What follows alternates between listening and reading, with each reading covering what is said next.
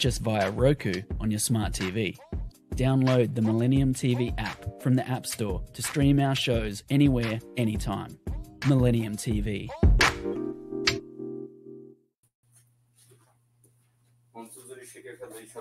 দর্শকবৃন্দ সারা বিশ্ব থেকে যারা দেখছেন বা দেখবেন, আল্লাহর নাম নিয়ে আমরা আজকে শুরু করছি আজকের আমাদের আলাপন। মিলেনিয়াম টিভির একটি চমৎকার আয়োজন, এটার পিছনে আমাদের চমৎকার ভাবে লজিস্টিক সাপোর্ট দিচ্ছেন doctor Mohammad Tafaddar from headquarter in New York এবং সাইদুর রহমান মান্না ফ্রম বাংলাদেশ। আপনারা দুজনকে ধন্যবাদ জানাচ্ছি এবং আজকে আমাদের respected and proud guest doctor Shawkat Ali from New York. Welcome to our show, Dr. Shaukot Ali. How are you doing? Yes, Assalamu alaikum, brother. অনেক ভালো, কিন্তু নিউ ইয়র্কের ওয়েদার তো খুব একটা ভালো না, একবার ঠান্ডা একবার গরম, গলা টলা বসে গেছে। আমি দর্শকবৃন্দ, আমি বাগের বাচ্চার সাথে আশা করা যাচ্ছে এভরিথিং উইল বি গুড। আজকের অতিথি ডক্টর শাওকত আলীকে আমি বাগের বাচ্চা বলি। ওনার সাথে কালকে রাত্র আমি প্রায় 1টা পর্যন্ত ছিলাম নিউ ইয়র্কে। আমাদের একটা প্রোগ্রাম ছিল, একটা ইনভাইটেশন ছিল, একটা বিয়ে বাড়িতে, জসিমউদ্দিন ভুইয়ার মেয়ের বিয়ে বাড়িতে ছিলাম আমরা। এবং আমি ড্রাইভ করে ওয়াশিংটন এসে ওয়াশিংটন স্টুডিও থেকে আজকে আপনাদের সাথে how it is possible যে 5টার সময় পৌঁছেছে ওয়াশিংটনে, পরে আবার কয়েক ঘন্টার ব্যবধানে টক শো করা। It's impossible for me. না, এত খুশি সাবাস বাংলাদেশে, এত খুশি যে এটা আমি সবসময় করি। আল্লাহর রহমতে সব আল্লাহর ইচ্ছা, দোয়া করবেন। আপনিও তো পারেন, মাশাআল্লাহ, আপনি তো লাগাতার করছেন doctor Shawkat Ali. We are proud of you. আপনি টক শোতে আপনি একটা স্টার এখন। তো আর কথা না বেরিয়ে চলে যায়, আপনার অনেক কথা আছে আপনার বলার। দর্শক, আমাদের আজকে 1 ঘন্টা প্রায় 50 মিনিট থেকে 1 ঘন্টার শোটা চমৎকার ভাবে কথা বলবেন ডক্টর শাওকত আলী। এবং উনি বর্তমান আমাদের প্রধান উপদেষ্টার ইউএসএ সফর নিয়ে বিশদ ভাবে কিছু বলবেন এবং আমিও কোশ্চেন করবো এবং দর্শকরা আপনারাও কমেন্ট বক্সে আপনারা if you want to know anything আপনারা জানাতে পারেন। প্লাস সমসাময়িক রাজনীতি বাংলাদেশে কি হচ্ছে, বৈষম্য বিরোধী রাজনীতিবিদরা কি করছে, ছাত্ররা, এবং এখানে ডেমোক্রেটিক পার্টি এবং ট্রাম্পের পরিস্থিতি, এটা নিয়ে আমরা ডক্টর শাওকত আলীর সাথে উনি বেশ নলেজ রাখেন। কথা বলবো ডক্টর শাওকত আলী, গো হেড। আপনি ডক্টর ইউনূস, আমাদের রেসপেক্টেড প্রধান উপদেষ্টার যুক্তরাষ্ট্র সফর নিয়ে যদি আপনি কিছু বলেন, please go head, floor is years.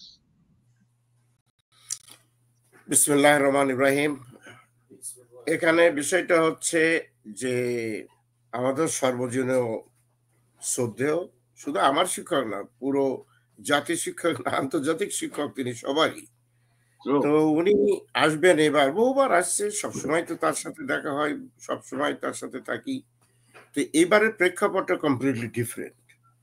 এই প্রেক্ষাপটে এর আগে তিনি আসেননি। তিনি এখন বাংলাদেশকে রিপ্রেজেন্ট করেন, 20 কোটি মানুষকে রিপ্রেজেন্ট করছেন। এটা আল্লাহর রহমত যে এই বয়সে এসে তিনি যে এই দায়িত্বটা পালন করছেন, বা আল্লাহ পাক, সমস্ত ক্ষমতার মালিক আল্লাহ পাক তার এই দায়িত্ব পালনের একটা সুযোগ করে দিয়েছে। আমি বলে থাকি যে দেখেন, প্রেসিডেন্ট বাইডেন যে দেশে আমরা থাকি, ওনার থেকে কয়েক বছরের ব্যবধান, আমি যতদূর বুঝি, হয়তো উনি 81-82 বছর বয়স, আর উনি হয়তো 84-85 বছর বয়স ডক্টর মোহাম্মদ ইউনূস। প্রায় এই বয়সে তিনি এটা শুরু করলেন। এটা অত্যন্ত আনন্দের কথা, আল্লাহর রহমত। আমরা তার দীর্ঘায়ু কামনা করি, আল্লাহ তার হায়াত দারাজ করুক, সুস্থ রাখুক, এটা আমরা চাই। তো যাই হোক, যে কথা আপনি বলছেন, উনি ইউনাইটেড নেশনসের অধিবেশনে যোগ দেবেন, অনেক ডিপ্লোম্যাটিক মিটিং, খুবই ব্যস্ত সময় তার থাকবে। আমরা জানি ইন দি পাস্ট সব দলই যখন এদেশে ভ্রমণ করতে আসে তাদের লিডার, তখন দেখা যায় 250, 300, 400 লোক নিয়ে আসে। এর প্রায় 30% এদেশে থেকে যায়, আর যাই না। তো উনি তো এর মধ্যে নাই, ওনার হবে সব থেকে কম ডেলিগেটস এর প্রতিনিধি হিসেবে তিনি আসবেন। তার সাথে খালি বেসিক্যালি আপনার সিকিউরিটি অ্যাপারেটাস যেটা থাকে অ্যাপারেটাসের ভিতরে, আর পার্সোনাল হেল্পার হ্যান্ড হিসেবে যারা থাকবে, এটাই। সুতরাং এখানে আপনি তার আসার মাধ্যমে কিন্তু আমাদের দেশ কোটি কোটি টাকা সেভ করবে, জাস্ট সিম্পল আসার জন্য, থাকার জন্য। তো আমরা আশা করছি যে তিনি সময় মতো এসে পৌঁছবেন, সম্ভবত 22 তারিখে আসবেন। ইউনাইটেড নেশনসে তিনি বক্তব্য দেওয়ার পরে একটা রিসিপশনের চিন্তা ভাবনা চলছে। এটা সার্বজনীন হবে, যেহেতু ওনার নিজের কোনো দল নাই, কোনো পক্ষ কোনো দলকে তিনি রিপ্রেজেন্ট করছেন না, তিনি পুরো দেশের মানুষকে রিপ্রেজেন্ট করছেন। তো সাধারণ মানুষরা সবাই যোগ দিতে পারবে। কিন্তু আমরা যারা তার সাথে ছিলাম, বহুদিন তার সাথে কাজ করেছি একসাথে, আমরা চেষ্টা করব যে তাকে এই জার্নিটা যাতে সুন্দর হয়, সুফল হয়, ইফেক্টিভ হয় এবং ইফিসিয়েন্টলি তিনি তার সময়টা এখানে ব্যবহার করবেন এবং আমাদের দেশের জন্য মঙ্গল বয়ে নিয়ে আসবে, এই কামনা আমরা করি। Thank you. আপনার রিসিপশন নিয়ে আমি যদি একটা কোশ্চেন করবো আপনাকে। আমি নিউ ইয়র্কে ছিলাম গত 2 দিন। নিউ ইয়র্কে জানেন the talk of the town এখন ডক্টর ইউনূসের সফর। আমাদের প্রধান উপদেষ্টা চমৎকার ভাবে দেশ পরিচালনা করছেন। অল্প কিছুদিন হলো 1 মাসে যা দেখিয়েছেন, আমি ওনার সমর্থনে গিয়ে বাড়ি কিছু বলছি না। দর্শকবৃন্দ, আপনারা যারা দেখছেন বা দেখবেন, ডক্টর স্বাগত আলী ইজ এ পার্সন। আমি 14 সালে সম্ভবত যে অনুষ্ঠান উনি করেছেন লাস্ট টাইম, আমি এখনো বলবো যে I am proud of doctor স্বাগত আলী, বিকজ এত মানুষের সমাগমের একটা অনুষ্ঠানে কিছু স্টুডেন্ট কথা বলেছিল এবং উনি একমাত্র স্বাগত আলী এবং ডক্টর ইউনূস দুজনেই প্রোগ্রামটা করেছেন।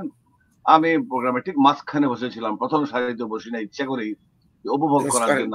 আমরা নর্মালি প্রথম সারিতে বসি বা নেতৃত্ব দিই, কিন্তু ওই দিন আমি মাঝখানে বসেছিলাম intentionally to watch and listen to doctor ইউনূসের নলেজ, তাকে ভালো করে দেখার জন্য, সামনে নলেজটা নেওয়ার জন্য যে উনি কি বলছেন।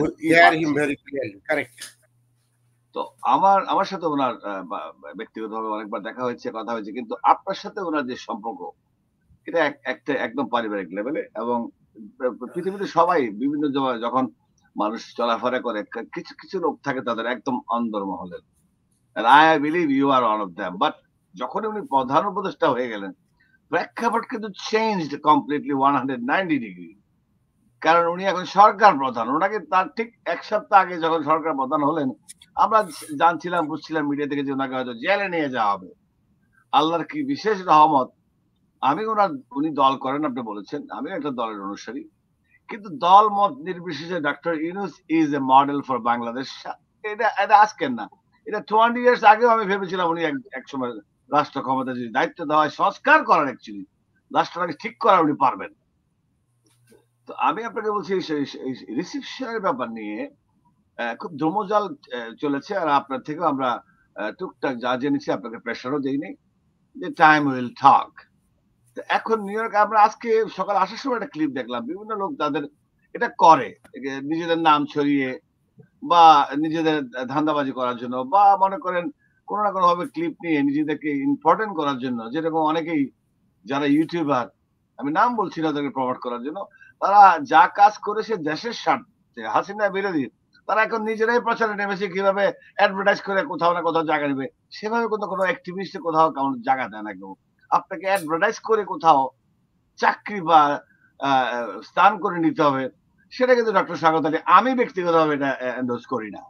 আপনার যদি যোগ্যতা থাকে, আপনাকে সিস্টেম উইল কালেক্ট ইউ। আপনার যদি লিডারশিপ থাকে, এটা বেরিয়ে আসবে। এখন কিছু কিছু লোক তো বলবেই আপনাকে কনফিউজ করার জন্য। আমি কালকেও ছিলাম আপনার সাথে, কয়েকজন লোকের সাথে দেখা হয়েছে। তো যারাই থাকুক, আপনি কনফিউজ হবেন না। আমরা জানি কি হবে। এখানে একটা টিম আসছে পররাষ্ট্র মন্ত্রণালয়ের পক্ষ থেকে, পররাষ্ট্র উপদেষ্টা সহ, এবং ওনার সর্বসৈনিক উপদেষ্টা 7 জন আছে, মিস লামিয়া সহ, আমরা নাম দেখেছি, স্ক্রল করেছে। তো ওনারা আসলে আপনারা ঠিকঠাক করে অবশ্যই ঠিক করে নেবেন, বা কেউ যদি বাইরেও থাকে, কেউ যদি সংযোজন হয়, নাথিং রং, এটা অনেকেই ইনক্লুড হবে। আমরা জেনেছি কালকে যে আজকে আপনি একটা নাগরিকদের নিয়ে বা বৈষম্য বিরোধী ছাত্রদের নিয়ে আপনি একটা ছোট্ট বৈঠক করছেন, বা কয়েকটা বৈঠক বিভিন্ন জায়গায় আপনারা বসবেন। সো একটু খেয়াল রাখবেন, এমবিসি কিন্তু বাস কনসুলেট। আপনার সাথে আমি ওয়াশিংটন এমবিসিতে গিয়েছি, আমি জেকব বিল্টনকে গেছিলাম, I went there right after Sheikh Hasina left country। এখন কথা হলো যে এমবিসি নিউ ইয়র্কের কনসুলেট কিন্তু অনেক লোক বদলি হয়ে গেছে। আপনি কি শুনছেন আমার কথা? না আমি শুনছি আমি একটু পানি নিচ্ছি। কিন্তু এখন যে কনসার্ন আছেন বা যারা আছেন তাদের দিকে একটু নজর রাখবেন। আমরা এখনই তাদের বিরুদ্ধে বলছি না। নিশ্চয়ই সরকার ভালো বোঝেন, যারা চালাচ্ছে তারা they know much better than আস।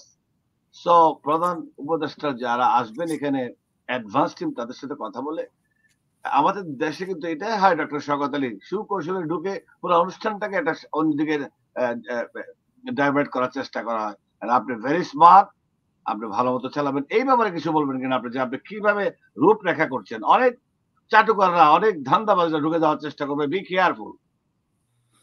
এবং এটা দলীয় কোনো ফ্লেভার তো দেওয়া যাবে না কোনো দলীয় না। আমরা যেটা মনে করি, প্রথম কথা আপনি যে কথা দিয়ে শুরু করছিলেন যে উনি কিন্তু উনি ক্ষমতা দখলের পরে বা ক্ষমতাকে তাকে দেওয়ার পরে ছাত্র জনতার পক্ষ থেকে তাকে যে ক্ষমতা হস্তান্তর করা হয়েছে, এইটার পরে এই প্রথম কিন্তু তিনি বিদেশে আসছে। এটা আমাদের মাথায় রাখতে হবে।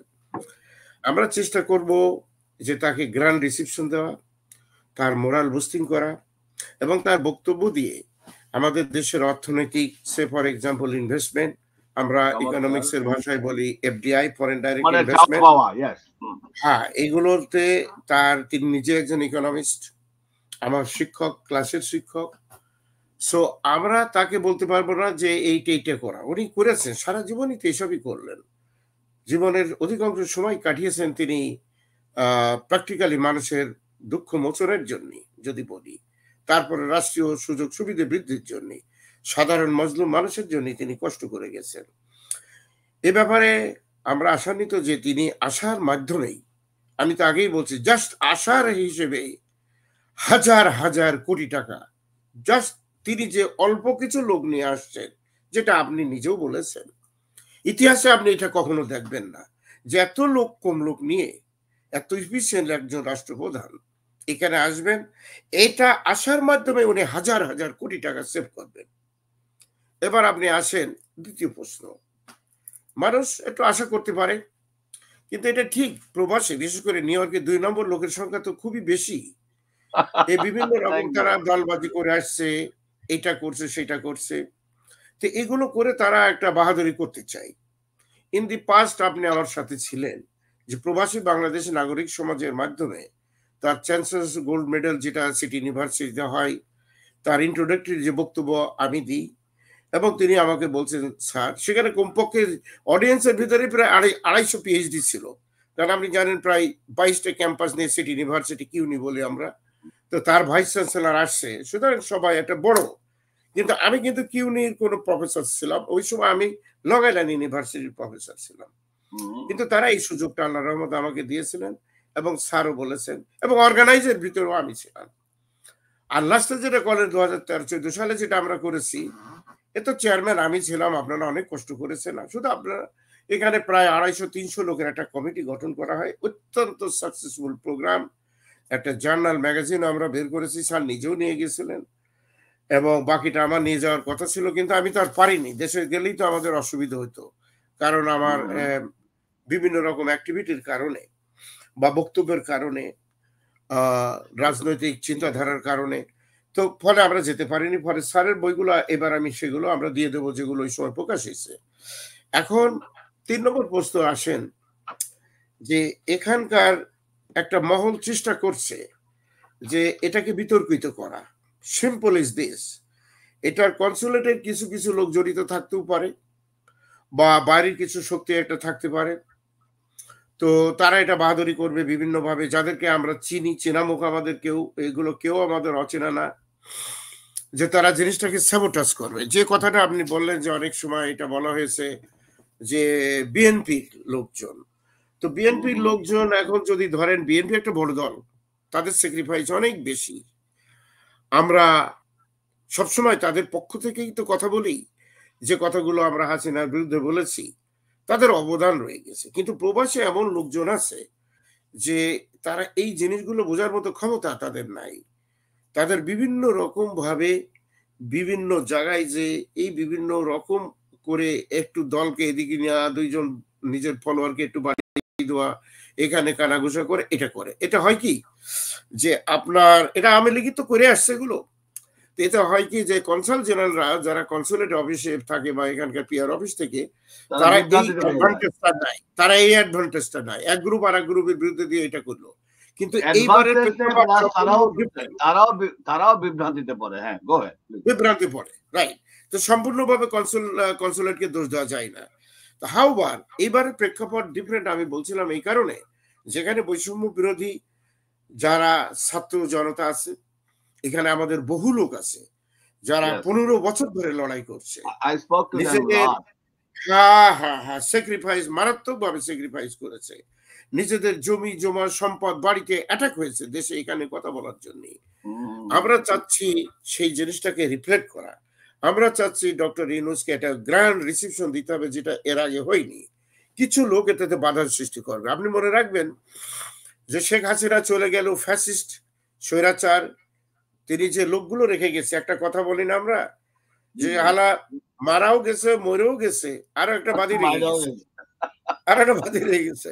তো হয় কি যে দেশের ভিতরে যেমন বিদেশেও এই জিনিসগুলো আছে, এরা এই ভয়ে পড়ে হোক, চাপে পড়ে হোক, বা নিজেদের অভ্যাসগত কারণে হোক, ওরা করে কি একটা দিকে এই একটা ওদিকে একটা, সত্য জিনিসটা অনুধাবন করার ক্ষমতা তারা হারিয়ে ফেলে। ঠিক আছে?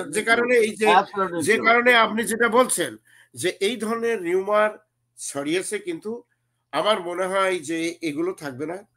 স্যার যখন আসবে, তার অ্যাডভান্স টিমগুলো যখন আসবে, তারপরে এমনি আমাদের আরো যারা বৈষম্য বিরোধী রাজনীতি করেছে, আমরা যারা, আপনিও ছিলেন, বিভিন্ন টক শোর মাধ্যমে আমরা উজ্জীবিত করেছি, বিভিন্ন ভাবে করেছে। এবং টক শোতে তো সব টক শো তার সমান হয় না, বাবু ভাই আপনি নিজেই এগুলো পরিচালনা করেন, সব ইন্টেলেকচুয়াল সমান হয় না। কার বক্তব্য কোথায় যাবে, কেন যাবে, কোনটায় কাজ হয় না হয়, সেটা আমরা বোঝে, আপনারা বোঝেন, জনগণও বোঝে। সুতরাং আমরা চেষ্টা করব যে সকল বিতর্কের ঊর্ধ্বে উঠে স্যার জিনিসটাকে উপভোগ করবেন, এবং তার এই আশার মাধ্যমে এখানে মানুষ তাকে কাছে পাবে, এবং তিনি যে মেসেজটা দেবেন অত্যন্ত সুন্দর। কিন্তু ওনার মেসেজ তো লাইভ, এনিহাউ সোশ্যাল মিডিয়াতে লাইভ যাবে, সারা বিশ্ব এমনিও দেখবে, everybody will watch it, and আমরা সকলকে অনুরোধ জানাবো দেখার জন্য। yes, thank you for asking the question. এখন ডক্টর শওকত আলী, আমরা প্রায় 2 মিনিট পরে একটা বিরতি যাবো। আমি বলতে চাচ্ছি আপনার ডক্টর শওকত আলী না, আপনার পক্ষ থেকে আপনার যে সোশ্যাল একটা টিম আছে, আপনারা কিন্তু আপনি কিন্তু সুশীল সমাজের একটা বড় টিমের সাথে মিশেন বেশ কিছুদিন ধরে, আমরা জানি। ওকে, সো আপনাদের চাওয়া পাওয়া কি ডক্টর ইউনূসের কাছে এই সফরে? না, আমরা বলি, আমার নিজের কথা হচ্ছে যে স্বাধীনতা যুদ্ধে দুইবারই আমার সুযোগ হয়েছে, আমি দুটোই অংশগ্রহণ করেছি, ফেয়ারলেসলি, নির্ভয়ে, নিশ্চিন্তায়, কোন রকম ভবিষ্যতে কি হবে না হবে, কে কার পা চাটে কি করে, এগুলোর মধ্যে না থেকেই ঠিক 17.5 বছর বয়সে যেভাবে নিঃস্বার্থভাবে যুদ্ধের ময়দানে আমি ছিলাম, আমি দেখেছি ভিক্টরি, আমি বিজয় দেখেছি, কিভাবে বিজয় হাত ছাড়া হলো তাও দেখেছি, সেই নেতাগুলোর পরবর্তীকালে কি পরিণতি হয়েছে তাও জানি। সেখানেও আমি অংশগ্রহণ করছি, স্বাধীনতা যুদ্ধের পরই বিশ্ববিদ্যালয়ে রাজনীতি করেছি, নির্বাচন করেছি, নির্বাচিত ছাত্র নেতা হয়েছি। আল্লাহর রহমত এবারও আমি আমার ভূমিকায় যা করা দরকার আল্লাহ পাক আমার দ্বারা তা করে নিয়েছে। আমি যেটা চাবো যে এই বিজয়ের ফলটা যেন আমার সাধারণ কৃষক, শ্রমিক, জনতা তারা উপভোগ করতে পারে, তারা যেন এই দেশের প্রকৃত মালিকানাটা পায়। একটা মৎসুদ্দি গ্রুপ, একটা শয়তানি গ্রুপ, চক্রান্তকারী লুটেরা, যারা অর্থ পাচার করে হাজার হাজার কোটি টাকা পাচার করেছে, স্বাধীনতা যুদ্ধের পরপরই তারা পরের সম্পদ লুণ্ঠন করেছে। আপনি জানেন 71 সালে আমাদের এই দেশে যারা ছিল, যাদেরকে আমরা বললাম বিহারি, আমরা বললাম পরিত্যক্ত সম্পদ, হিন্দু ভাইদের একটা বললাম, আবার আমরা ইসমাইলিয়া মুসলিম লীগের বাড়িঘর দখল করলাম, আমি হিসেব করেছি কমপক্ষে $1 ট্রিলিয়ন এই সময় আমরা লস করেছি, একটা গ্রুপ এটা দখল করেছে। ডক্টর শওকত আলী, আমরা ছোট্ট একটি বিজ্ঞাপন বিরতি যাচ্ছি, এসে আপনি চাওয়া পাওয়ার চমৎকার এবং পজিটিভ কি চাচ্ছেন, বা আমাদের চাওয়াটাকে, আপনি যুক্তরাষ্ট্রে থাকেন, বাংলাদেশি নন রেসিডেন্স বাংলাদেশি এনআরবির পক্ষ থেকে আপনার ওনার কাছে আমাদের পক্ষ থেকে চাওয়া কি, বর্তমান দেশটাকে সংস্কার করার লক্ষ্যেও যদি আপনি কিছু বলতে চান এই চাওয়া পাওয়ার মাঝখানে, আমরা একটা ছোট্ট বিরতি আছি দর্শক, আমাদের সাথে তখন ফিরে এসেই বাঘের বাচ্চার সাথে আবার আলোচনা মেতে হবে। মা, আমি ড্রাইভে আছি, পরে কল করছি। ব্যস্ততা, একাকিত্ব। মা, কেমন আছো মা? ভালো। ওষুধ খেয়েছো? খেয়েছি, দুপুরে ওইটা আর রাতে ওই দুটো। মা কি ভুলভাবে ওষুধ খাচ্ছে? কর্তব্য, গোল্ডেন এজ হোম কেয়ার। দায়িত্ব, আপনার প্রিয়জনকে ভালো রাখা আমাদের দায়িত্ব। গোল্ডেন এজ হোম কেয়ার, আপনার সাথে প্রিয়জনের পাশে। ডক্টর শওকত আলী, একটা চমৎকার কথা এটার সাথে অ্যাড করে দিচ্ছি যে এখন সোশ্যাল মিডিয়া বলেন বা বিভিন্ন ইন্টারলিঙ্কে আমরা সব জেনে যাই world wide what's going on in Bangladesh, all over the world. এখন উনি কিন্তু বলেছেন গত পরশুদিন বা কালকে যে এই প্রথম কোন সরকার প্রধান স্পষ্টভাবে বারবার বললেন রিপিটেডলি যে ওনাদের যদি বা ওনার কোনো ভুল ত্রুটি যদি রাষ্ট্র পরিচালনা হয় এটাকে দেখিয়ে দেওয়ার জন্য, মাই গড, আমার লোম দাঁড়িয়ে গেছে। ফার্স্ট টাইম এভার আমার জীবদ্দশায় শুনলাম, আমি বাড়িয়ে বলছি না, যে ভুলটা ধরিয়ে দিবেন প্লিজ। আপনি চাওয়া এবং ভুল কিছু হচ্ছে কিনা, গো হেড প্লিজ। না, এটা উনি অত্যন্ত সুন্দরভাবে পরিষ্কারভাবে বলেছেন। এটাকে আমি বলি ডোমেস্টিক পলিসির ক্ষেত্রে তিনি বলেছেন, ফরেন পলিসির ব্যাপারেও তিনি অত্যন্ত স্পষ্টভাষী। ভারত বাংলাদেশ রিলেশনশিপের ভিতরে এই ধরনের কথা, ভারতকে যে ধরনের নসিহত তিনি করেছেন, আমি নসিহত পর্যন্ত কোনো বাংলাদেশের রাষ্ট্রপ্রধান বা দুনিয়ার কোনো রাষ্ট্রপ্রধান ক্ষমতা নিয়েছে কতদিন, 1 মাসও হয়নি। এর ভিতরেই তিনি যা মেসেজ দেওয়ার কথা আজকে 1 মাস পূর্তি হচ্ছে বাংলাদেশে, নট ইউএসএ তে। এক্স্যাক্টলি 1 মাস পূর্তিতে আপনি অভিনন্দন ডক্টর শওকত আলী, আপনাকে এবং ডক্টর আমাদের প্রধান উপদেষ্টা। আজকে 1 মাস হলো। 1 মাস হলো। তো ধরেন এর ভিতরে তার অর্জন অসামান্য, অবাক কাণ্ড করা। অল্প দিনের ভিতরে তিনি যা করেছেন, মানুষ যা 2 বছর 3 বছরে পারে না। এখন যে বিষয়টা হলো, যে কথাটা আপনি তুলেছেন, সেটা হচ্ছে আসলে রিফর্মের প্রয়োজন আছে। অর্থনৈতিক, রাজনৈতিক, ধর্মীয়, আন্তর্জাতিক, বিদেশি, পররাষ্ট্রনীতি সব ক্ষেত্রে রিফর্ম।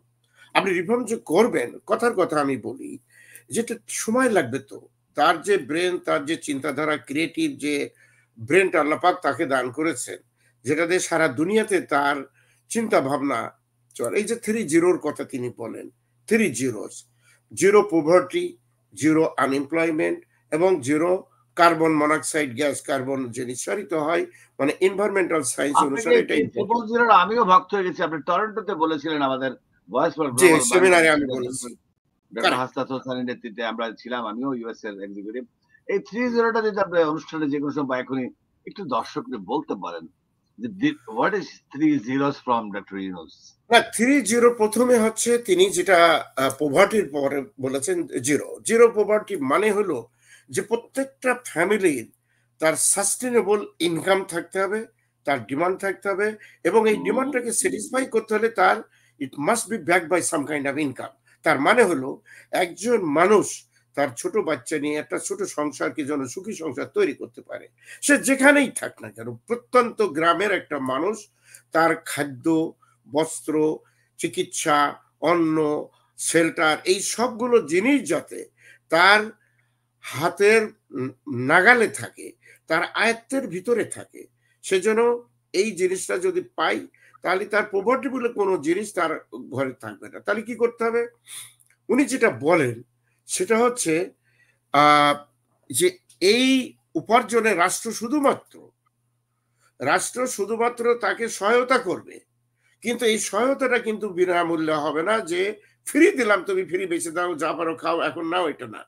আপনাকে কিছু সাহায্য করলে আপনি এটা দিয়েই তৈরি করবেন, কিন্তু আপনি কিন্তু এই যে টাকাটা সরকারের কাছ থেকে নিলেন, এটা কিন্তু অন্য লোকের পয়সা করি, তাকে আবার ফ্রি দিতে হবে, যাতে এই টাকা দিয়েই আরো 10 জন মানুষকে আপনার পভার্টি টেলিভিশনের জন্য যা যা করার দরকার সেই ব্যবস্থাগুলো করতে হবে। প্রত্যেক ইউনিট, প্রত্যেকটা গ্রাম, প্রত্যেকটা পাড়ায় যদি এটা করা যায়, তাহলে আপনার কিন্তু কোনো রকম পভার্টি থাকবে না।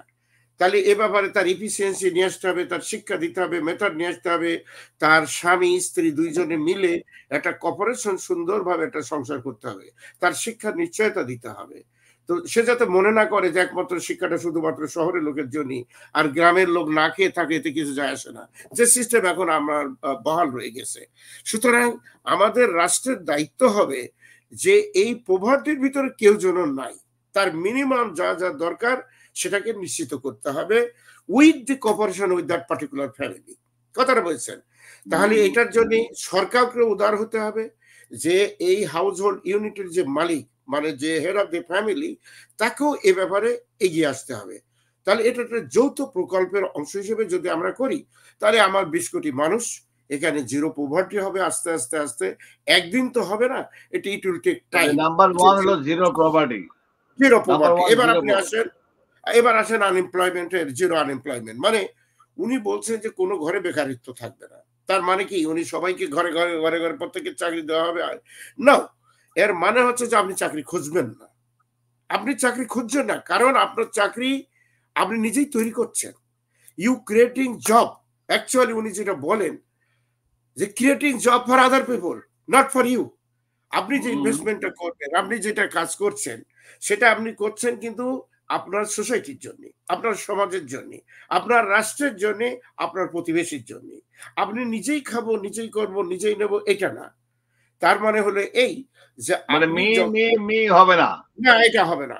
আপনার এমপ্লয়মেন্টের জন্য আপনি, উনি নিজে বলেন অনেক সময়, এটা ব্যাখ্যা না দিয়েই উনি বলেন যে আপনি চাকরি খুঁজবেন না। তার অর্থ কি এই যে চাকরি কোনো নাই, দেশে চাকরি থাকবে না? নো, আপনি যে চাকরিটা করবেন সেটা এই পর্যায়ে সাস্টেনেবল হবে যেটা আপনার জন্য যথেষ্ট, আপনার রাষ্ট্রের জন্য যথেষ্ট, আপনার পাড়া প্রতিবেশীর জন্য যথেষ্ট। কিন্তু আপনি আনএমপ্লয়মেন্ট থাকবেন না, আপনি কাজ করবেন।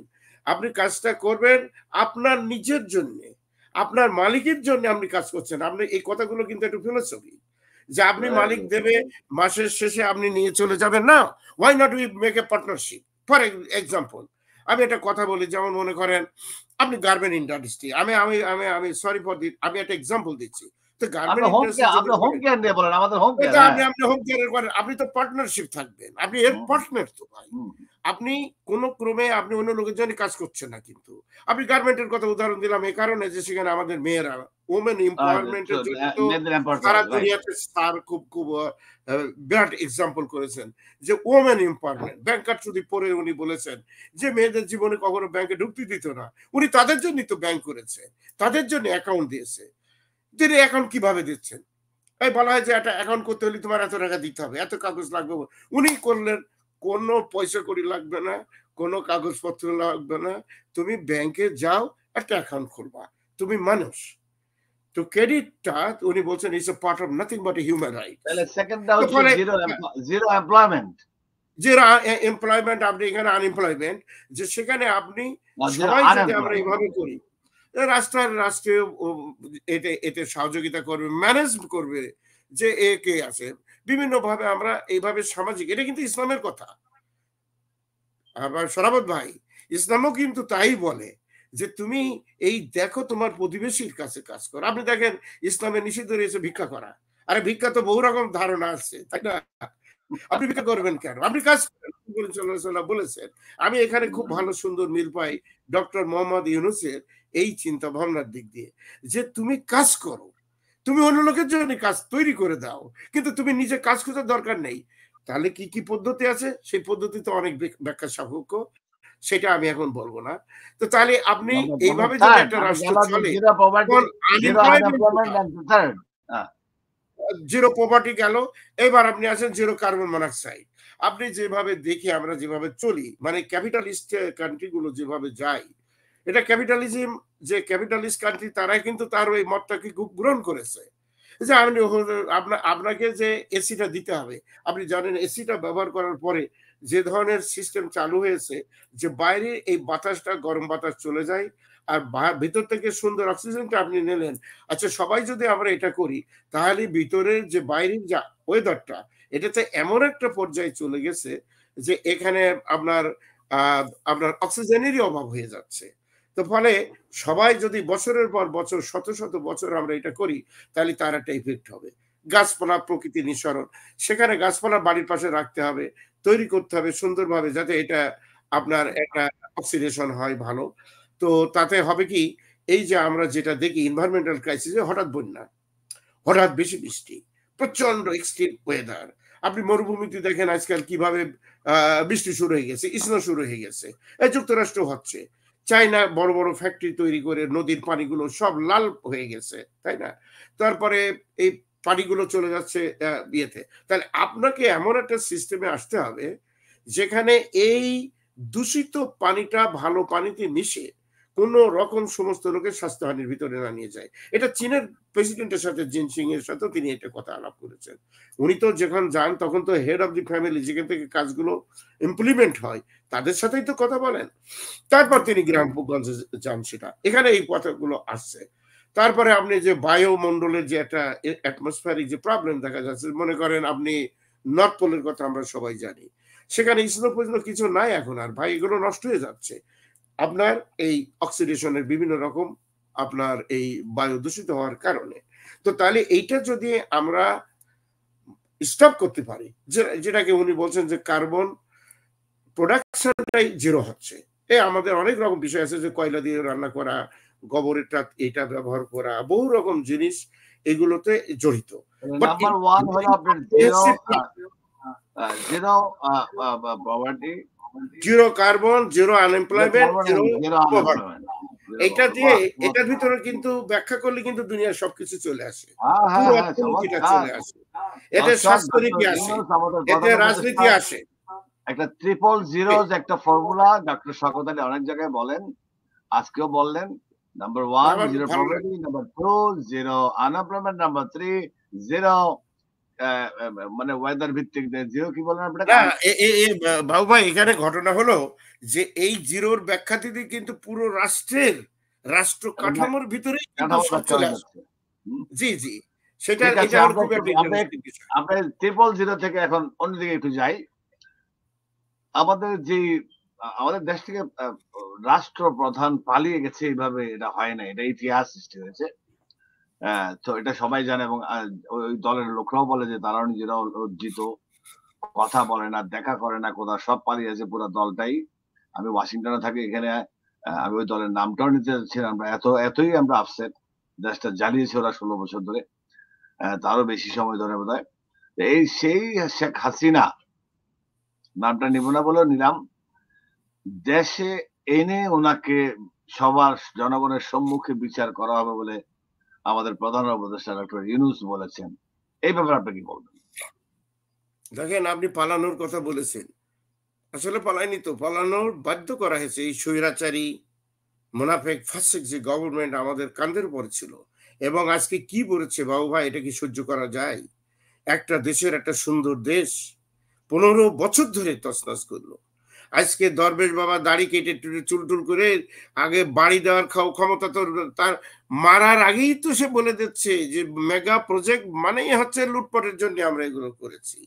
আপনার পলক কাঁদছে আর বলছে আর হাসছে আর বলে দিচ্ছে, সবগুলো বদমাইশ আজকে বলছে যে এর সম্পূর্ণ দায়িত্ব শেখ হাসিনা এটা করেছে। আর পালানোর ব্যাপারে আর একটা কথা বলি, 1975 সালে 15 আগস্ট আরেকজনকে পালিয়ে যাওয়ার কথা বলা হয়েছিল। ইনি জেনারেল শফিউল্লাহকে যখন 4 বার কল করছিলেন, শেখ সাহেব, যে আমার ফ্যামিলির উপরে চারিদিক থেকে গুলি আছে, তখন শফিউল্লাহ বলেছিল আপনি পালিয়ে যান, আপনি পালিয়ে যান, উইন্ডো পিছন থেকে নিয়ে পালিয়ে যান। উনি পালাননি। তাতে কি হয়েছে? পাতা না পালানোর পরে পুরো পরিবারটা ধ্বংস হয়ে গেছে। এবারও কিন্তু তার মেয়ে এক্সাক্ট পালানোর কথা বলা হয়েছে 45 মিনিট সময় দিয়ে। এবং তখন যদি উনি ভালো করে জানেন যে যদি না পালাই তাহলে ওই ঠিক ওই যে 75 সালে যা হয়েছে তাই হতে যাচ্ছে, এ কারণে তিনি বাধ্য হয়ে পালিয়েছে, এবং পালিয়েছে বলে আল্লাহ মাফ করেছে, ঠিক আছে। এবং আমরা জাতি হিসেবে একটা মুক্তি পেয়েছি। কোন মুনাফেক আমি সারা দুনিয়ার ইতিহাসে এত বড় ফাসিক গভর্নমেন্ট, বদমাইশ, ইনএফিশিয়েন্ট, মেধাহীন সরকার দুনিয়াতে দেখিনি। সমস্ত ডিক্টেটরদের কতগুলো গুণ থাকে, আমরা অনেক সময় এদেরকে বলি বিনোভলেন্ট ডিক্টেটর। তারা অনেকগুলো জাতির উপকার করে, আর এই মহিলা একদম জাতিকে ফোকলা বানিয়ে লোপাট করে চারিদিক থেকে নিয়ে, শোনা যাচ্ছে পালিয়েছে, কিন্তু হাজার হাজার কোটি টাকার ব্যাগ ভর্তি টাকা তিনি ইন্ডিয়াতে আগেই পাঠিয়ে দিয়েছেন, দিয়ে তারপরে উনি চলে গেছেন। তার মন্ত্রীরা করেছে, তার আত্মীয় স্বজনরা সবাই এই কাণ্ডটাই করেছে। একটা দেশকে এইভাবে বিপদগ্রস্ত করে রাখা, অর্থনৈতিক, রাজনৈতিক, ভৌগোলিক সব দিক দিয়ে আল্লাহ আমাদেরকে মাফ করেছে। আমরা ডক্টর ইউনূস সাহেবকে ধন্যবাদ জানাই যে তিনি এই অল্প দিনের ভিতরেই দেখেন কতগুলো ষড়যন্ত্র একটার পর একটা তারা করে যাচ্ছে। আমাদের ছাত্র সমাজ যারা এটা অংশগ্রহণ করেছেন, যারা জীবন দিয়েছে, এই যে 1000 ছাত্রছাত্রী মারা গেছে, নির্মম ভাবে হত্যা করা হয়েছে ছোট্ট মাসুম বাচ্চাকে, 30-35টা বাচ্চাকে মারা হয়েছে। আমরা অত্যন্ত দুঃখিত এবং আমরা এই যারা শহীদ হয়েছে তাদের আমরা বিদায়ী মাগফিরাত কামনা করছি। কিন্তু আমার কথা আছে, আমাদেরকে হুঁশিয়ার থাকতে হবে যে এই দ্বিতীয় স্বাধীনতা যুদ্ধটার যে ফল যেন আমরা মানুষ সবগুলো সবাই বুঝতে পারে, তাদের ঘরে ঘরে পৌঁছানোর বুদ্ধি আছে। এটা ডক্টর ইউনূস সাহেব সেটাই করছেন এবং আল্লাহর ইচ্ছা বাংলাদেশ টিকে থাকবে এবং সুন্দর থাকবে। সকল ষড়যন্ত্রের ঊর্ধ্বে থেকে আমরা আমাদের মাতৃভূমিকে সুন্দরভাবে রাখতে পারবো। এটাই আমাদের প্রমিস ল্যান্ড, এটাই আমাদের কাছে সবচেয়ে পবিত্র। এটা ইসলামও বলা আছে ওয়াল ওয়াতান মিনাল ঈমান। আমি যদি আমার দেশকে ভালো না বাসি তাহলে আমরা তো গাদ্দারদের কথা জানি, আমি মুনাফিক, বেঈমান, এবং আল্লাহ সবসময় মুনাফিক, বেঈমান, ফাসিককে সবসময় কষ্টের ভিতরে রাখে এবং যেখানে যত বেশি মুনাফিক সেখানে অত্যাচারের সংখ্যা বাড়বে। তো ফলে আমরা আশা করি যে আমরা একটা সুন্দর রিফর্ম ডক্টর মোহাম্মদ ইউনূসের নেতৃত্বে পাবো। এটা আমাদের সময় লাগবে। আর 3 নম্বর কথা, আপনি আর একটা কথা বলেছেন যে আজকে 1 মাস হলো। আমি যদি 30 দিনে মাস ধরি তাহলে আপনি মনে রাখবেন এই 30 দিনে 30,000 কোটি টাকা আপনি বাংলাদেশের মানুষকে উপহার দিয়েছেন। এটাকে বলে অ্যাসেট বিল্ডিং। এই অ্যাসেটটা বিদেশে চলে যাচ্ছিল, বাইরের লোক নিয়ে যাচ্ছেন, আনন্দ ভর্তি করছিল। যুক্তরাষ্ট্র, Canada, Europe, France, Australia, Singapore, আপনার সমস্ত জায়গায়, পানামাতে বহুগুণে বেশি রেমিটেন্স। এই টাকাটা যদি এখন দেশে থাকাতে, এই টাকাটাই কিন্তু আমাদের ক্যাপিটাল। আমাদের এই দরিদ্র অবস্থায় এই টাকাটা আমাদের, এটা শুধুমাত্র স্যার যদি ডক্টর ইউনূস তার মন্ত্রিসভা কিচ্ছু না করে 365 দিন যদি চুপ করে বসে থাকে, তার ওই মুনাফিক, বেঈমান, ফাসিক যে লুটপাট করেছে এই 365 দিনের একটা দিনও, প্রতিদিনে এই টাকাটা আপনি কিন্তু সেভ করছেন, হাজার হাজার কোটি টাকা। এটাই আমাদের আল্লাহর রহমত, এটাই হচ্ছে আমাদের আপনার বিপ্লবের সাফল্য। আমি ডক্টর স্বাগত একটু একটা ডিফারেন্ট একটা কোশ্চেন করছি আপনাকে, যে বিএনপি বাংলাদেশ জাতীয়তাবাদী দল এই যেখানে দখলই হচ্ছে, বিভিন্ন স্ক্যান্ডাল সবাই জানে, সারা বাংলাদেশের, সারা পৃথিবীর সব সচেতন যারা জানছে কি হচ্ছে। এই রেজিম চলে যাওয়ার পর একটা ভ্যাকুয়াম সৃষ্টি হয়েছে এবং ডক্টর ইউনূস 3 দিন পরে ক্ষমতা নেওয়ার ওই মাঝখান থেকে একটা লুট, তরা, ডাকাতি, বহুত কিছু হয়েছে এবং হচ্ছে এখনো। বিএনপি ঘোষণা দিয়েছে অনেক চড়াই উতরে যে যদি কেউ এরকম কিছু করে তাদেরকে পুলিশ দিতে হবে। আমি ব্যক্তিগতভাবে বলবো এটা আরেকটা তাদের এটা ব্যাড পলিসি, যে আবারও ওই অপারেশন ক্লিন হার্টের মধ্যে নিজের লোকদেরকে পুলিশে দিতে বলছে। এটা ঠিক না। তার মানে কি তাদের নির্দেশনা শুনছে না নেতা করবে না? তাহলে লিডারদের কি করা উচিত? টপ লিডারদের নাম্বার 1 এটা সাজেশন এজ এ অর্থনীতিবিদ বা শিক্ষাবিদ, আপনার এজ এ টিচার আপনিও। নাম্বার 2 হলো জামাতের আমির, স্টানিং নেগেটিভ ইম্প্যাক্ট হয়েছে অল ওভার দ্য ওয়ার্ল্ড, যে উনি বলেছেন, এটা ওনার ব্যক্তিগত মতামত, দলীয় মতামত, এটাও কিন্তু ক্লাউডে আছে, যে এই যারা পালিয়ে গেছেন তাদেরকে উনি সাধারণ ক্ষমা করে দিচ্ছেন। কোন দল যেরকম কিছুদিন আগে ওনাদের দলকে বাতিল করে দিয়েছিল একটা দল, কোন দল কিন্তু আরেকটা দলের ক্ষমা করতে পারে না। ক্ষমা করতে পারে সরকার, বা প্রথমত তো আল্লাহ, তারপরে সরকার যদি কারোর ভার্ডিক্ট ক্ষমা করতে পারে। কিন্তু ওনারা কিভাবে আওয়ামী লীগকে সাধারণ ক্ষমা দিয়ে দিচ্ছে? That's a big question to all over the world অ্যাক্টিভিস্টদের উপরে, বা যারা দল করেন বা সাধারণ মানুষরা অবাক হয়ে গেছেন। এটা 2। তৃতীয়ত হলো ঠিক তার পরপরই বৈষম্য বিরোধীর প্রধান নেতা মিস্টার নাহিদ, আমাদের এখন proud adviser to that team যারা চালাচ্ছে দেশ, সে কিন্তু ক্লিয়ারলি বলে দিচ্ছে প্রত্যেকটার বিচার হওয়া পর্যন্ত আওয়ামী বাকশালীদের কোন রকম কার্যক্রম তাদেরকে করতে দেওয়া হবে। তার মানে কি ইনডাইরেক্টলি তারা কি সাসপেন্ডেড? প্লিজ। না না, এটা আমি যেহেতু জামাতের নেতৃবৃন্দের বক্তব্য আমি শুনিনি, তবে এটা নিয়ে বেশি কমেন্ট করা উচিত না। তবে আমি মনে করি যে আপনি ক্ষমা করা মহৎ আদর্শ বা উদ্দেশ্য যাই থাক না কেন, কিন্তু প্রত্যেকটা অন্যায়ের বিচার হবে, এটাই আল্লাহর নির্দেশ। প্রত্যেকটা অন্যায় যেটা করা হয়েছে এদেশের মানুষের সাথে, এদেশের লুটপাট করেছে অর্থনীতির সাথে, আমাদের জাতীয় স্বাধীনতা, সার্বভৌম, শিক্ষা, অর্থনীতির পরে যে অত্যাচার হয় প্রত্যেকটা করেছে। আমি বারবার বলেছি বহু টক শোতে, নেলসন ম্যান্ডেলা এই একই সমস্যায় পড়ে তিনি মাফ করেননি। তিনি করেছিলেন ট্রুথ কমিশন গঠন, এবং সেই ট্রুথ কমিশন আজও পর্যন্ত রয়েছে, যার বিরুদ্ধে অভিযোগ হবে বিচারিক প্রক্রিয়া। আমি শুনে খুশি হতাম যদি জামাত নেতৃবৃন্দ যদি সত্যি এটা বলতো যে প্রত্যেকটা বিচারের মাধ্যমে এটা তারা যদি মুক্তি পায় তার মুক্তি পাবে, আর না পালে সেটা ধরা পড়বে এটা। কিন্তু আপনি ক্ষমা করার কে? যার পরে অন্যায় করা হয়েছে, গুম করা হয়েছে, বিএনপি একটা বড় দল, দীর্ঘদিন থেকে তাদেরকে অত্যন্ত জামাতকেও মানে চরম ভাবে আঘাত হানা হয়েছে, চরম ভাবে অন্যায় করেছে। আপনি সেখানে এই ধরনের আপনি ওই যে একটা কথা বলে কানা না শোনে ধর্মের কাহিনী, এখানে আপনি ধর্মের কাহিনী, এখানে আপনি কোনো ক্রমেই বলতে পারবেন না যে তাদেরকে ঢালাও ভাবে মাফ করে দিয়ে দিলাম। এগুলো হয় কি, এটাকে বলে পপুলিজম। এটা করে নেতৃত্বের বাহাদুরি করা, তাছাড়া এর ভিতরে অন্য কোনো কিচ্ছু নাই। আপনার অন্যায় করেছে, অত্যাচার করেছে, দীর্ঘদিন থেকে একের পর এক ধর্ষণ করেছে, খুন করেছে, আপনি দেখছেন পরিস্থিতি তৈরি করেছে। আপনি মাফ করার কে? আপনি রাষ্ট্র ক্ষমতার কেউ? But you are entitled to express your own opinion, সেটা সে আপনি করতে পারেন। কিন্তু বিচারিক প্রক্রিয়া হচ্ছে স্টেটের মানদণ্ড। স্টেট কখনো এই ধরনের ইয়ারকে মারতে পারবে না কোনো ক্রমেই। যত রকম কেস আছে, যদি কোনো মানুষ, অসহায় মানুষ, মজলুম মানুষ গ্রাম থেকে এসে না করতে পারে মামলা, রাষ্ট্র কিন্তু তার দায়িত্ব আছে তার পক্ষ দিয়ে লড়াই করা এবং সত্য অনুসন্ধান করা।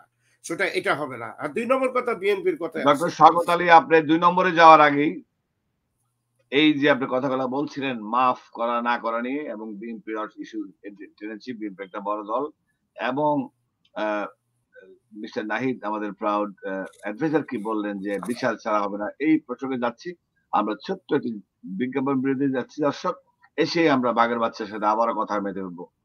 ততক্ষণ অপেক্ষায় থাকুন।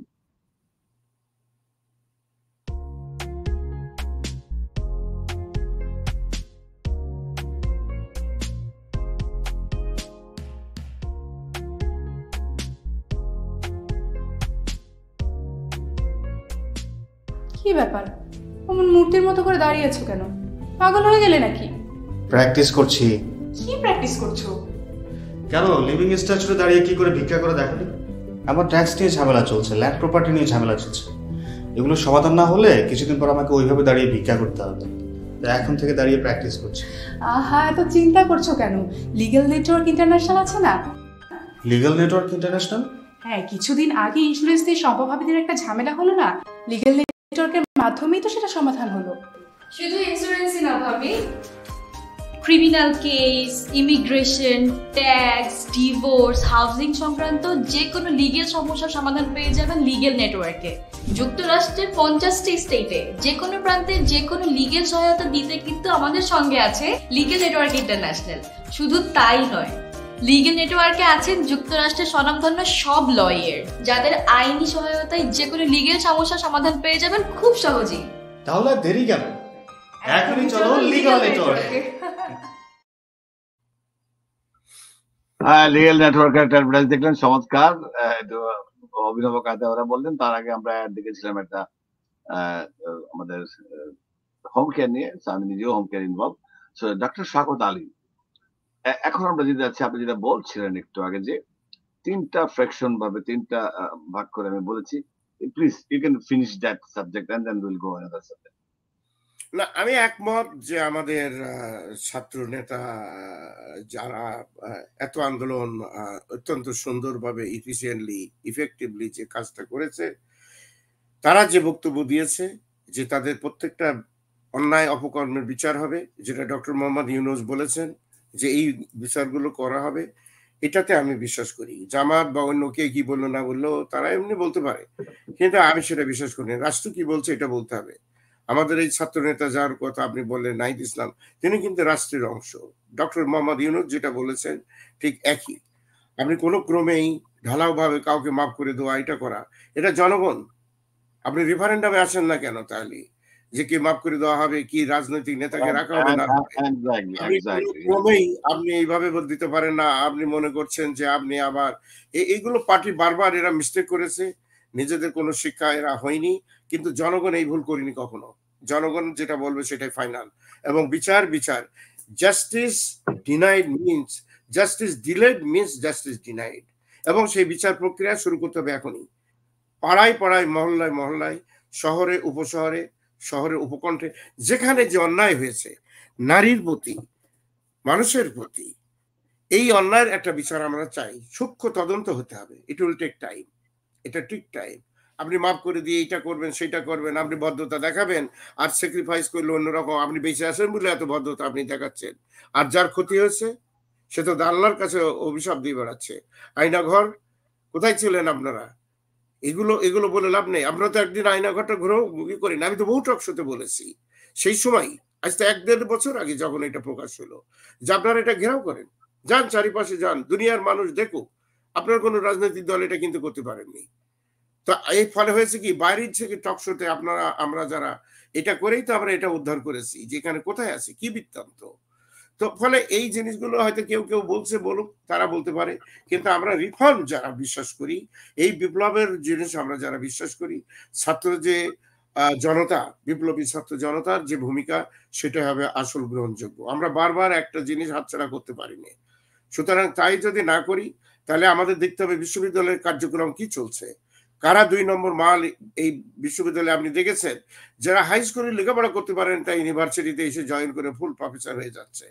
ঠিক আছে, আপনি দেখছেন আজকে সচিবদের কি দুরবস্থা। জন্মই হয়নি যারা 3 বছর 4 বছর বয়স, তারা একটা বড় বড় মুক্তিযোদ্ধা কোঠায় চাকরি নিয়ে সচিব হয়ে গেছে, এদের টাকা ফেরত দিতে হবে। আপনার পার্লামেন্টের সকল বদমাইশ পার্লামেন্ট যেটা ছিল, যেটাকে আমরা বলেছি, আমরা যখন বৈজ্ঞানিক ছাত্রলীগ করতাম, এটাকে বলা হয়তো শুয়োরের হেডকোয়ার্টার অফ পিগস। তা এটাকে ভাঙার কথা আমরা বলে দিয়েছি। এদের এই টাকাটা দিতে হবে। 15 বছর তারা যে আনন্দ বচ্চ করেছে, গাড়ি বাড়ি নিয়েছে, সম্পদ নিয়েছে, এই অবশ্যই তদন্ত করতে হবে, একটা ইনভেস্টিগেশন। আপনি মাফ করবেন, কাকে মাফ করবেন, কিসের মাপ? রাষ্ট্রের যে ক্ষতি হয়েছে, ক্ষতিপূরণটা তাহলে তাদেরকে দিতে হবে। যারা রাজনীতিতে আসবে তাদের ক্ষতিপূরণ দিয়ে তারপরে আপনি রাজনীতি করবেন। আপনি মাফ করবেন আপনার বিষয়, আপনি কাকে করবেন এটা আপনার বিষয়, কিন্তু এটা রাষ্ট্রীয় বিষয় না। আপনি বলতে পারেন, কিন্তু এটা রাষ্ট্রের বিষয় না। একটা দল যখনই বারবার তাদের কাছে আমরা ক্ষমতা দিয়েছি, ততবার তারা বিশ্বাসঘাতকতা ধ্বংস করেছে। আপনারা ভুলে গেছেন শহীদ রাষ্ট্রপতি জিয়া রহমানের কথা? তিনি অনেক অনুকম্পা দেখিয়েছিলেন। আমি একটু ভিন্ন ভাবে আপনাকে কোশ্চেন করব,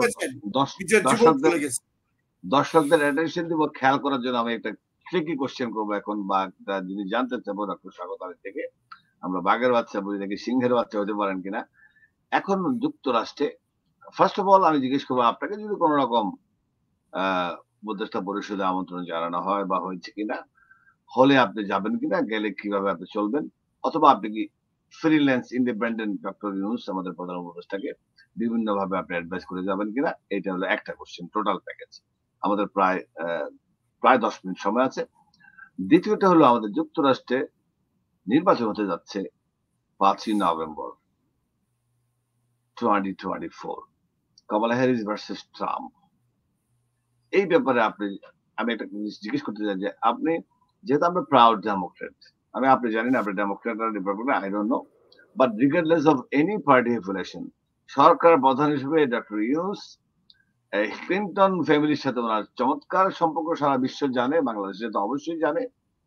উনি ডেমোক্রেট না রিপাবলিকানের পক্ষে আমি তা জানি না, বাট বাংলাদেশের সরকার প্রধান হিসেবে উনি কোন পক্ষকে সমর্থন করছে কিনা বা করবে কিনা বা কোনো এন্ডোর্সমেন্টের জন্য বলবে কিনা, এটা আপনার কাছে আমার একটা কোশ্চেন আজকের অনুষ্ঠানে, যে এই আমেরিকান পলিটিক্সটাকে আপনি কিভাবে দেখছেন, আপনি এবং আমাদের প্রধান উপদেষ্টার পক্ষ থেকে আপনি ওনাকে কোনো কিছু রিকোয়েস্ট করবেন কিনা, বা উনি কিছু করেছে কিনা প্রিভিয়াসলি যে উনি ডেমোক্রেটদের পক্ষে কথা বলেন, আমরা তো জানি না, নাকি উনি নিরপেক্ষ থাকবেন আপনি বলে মনে করেন। প্লিজ এই ব্যাপারটা যদি ক্লিয়ার করেন একটু, আর আপনার ভূমিকা কি হবে যদি আপনাকে দেশে সরকার।